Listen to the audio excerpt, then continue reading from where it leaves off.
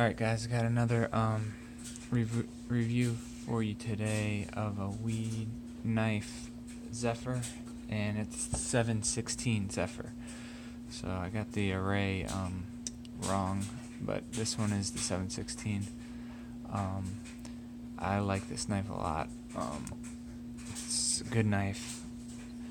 Starting on the outside, you have these carbon fiber inlays that look really good.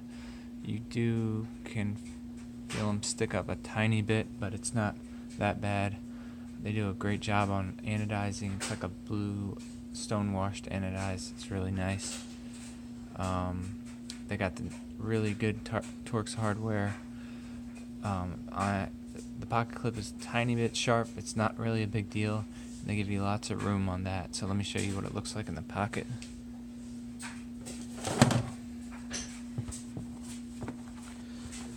Alright, in the pocket it carries very good, only a tiny bit sticking out, and they say that's supposed to look like a knife, so that's kind of cool. It does look like a knife kind of, but yeah, it carries very good in the pocket.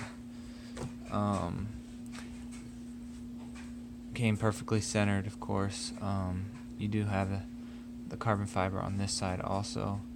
It looks like the titanium is cut out. And then you have your steel lock bar insert and over travel stop. So the carbon fiber is not used as a stop for the lock bar. They did a great job on this flipper tab, jimping there, but you can see how high it is.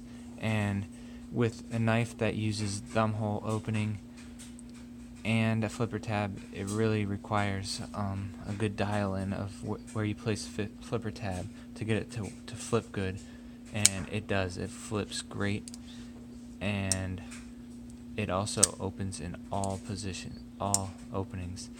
And I don't know if this knife has just been passed around and broken in so much, but it has incredible action, and that could be too from a bigger blade, but it's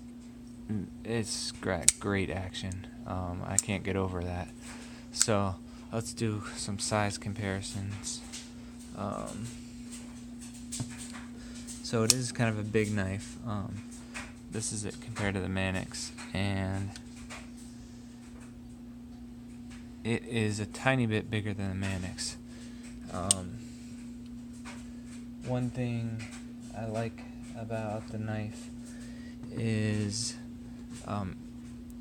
the ramp here, and the same thing on the Wee Knife 80. The rectifier. It has that little hump there after the hole, and so does this.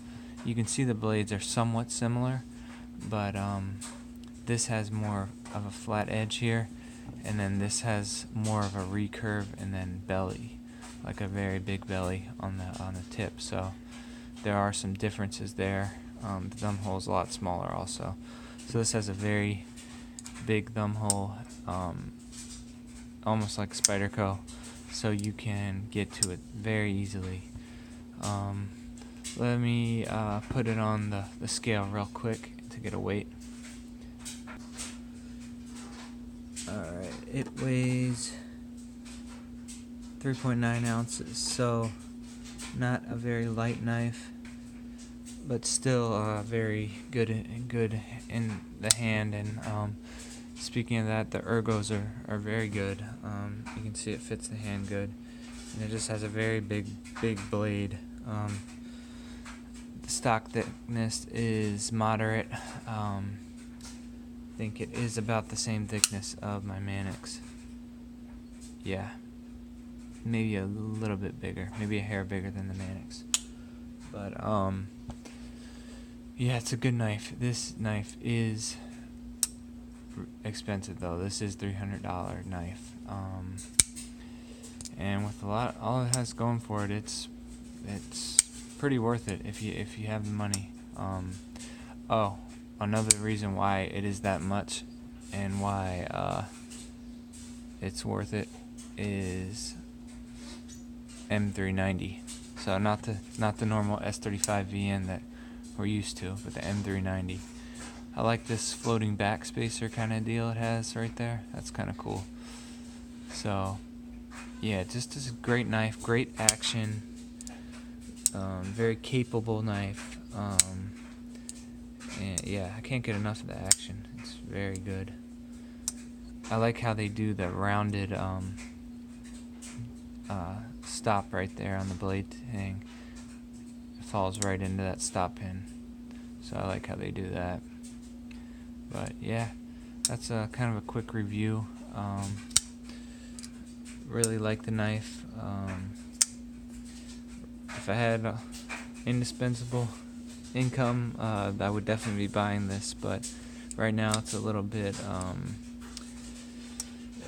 not that I haven't bought a knife this much, but just, I don't know, just not motivated enough to buy it. But it doesn't mean it's not a great knife, because it definitely is. I don't think I've ever handled a knife with this good of action before, actually.